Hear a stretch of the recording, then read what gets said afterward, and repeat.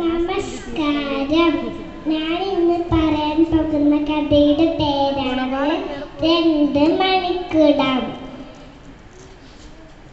ഒരു ഗ്രാമത്തിൽ ഒരു കൃഷിക്കാരൻ ഉണ്ടായിരുന്നു. അദ്ദേഹത്തിൻ്റെ പേരാണ് രാമയ്യ.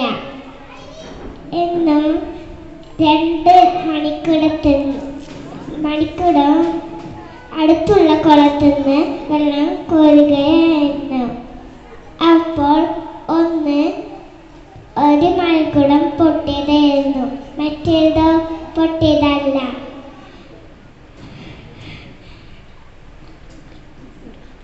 അപ്പോൾ കൃഷിക്കാരൻ വെള്ളം കോരി വീട്ടിലേക്ക് പോവുകയായിരുന്നു.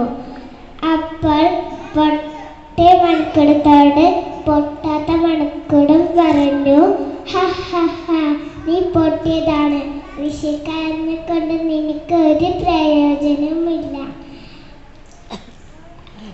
അപ്പോൾ നീ കുറച്ച് വെള്ളം വേസ്റ്റ് ആക്കുകയാണ്, പക്ഷെ ഞാൻ വേസ്റ്റ് ആക്കുന്നില്ല.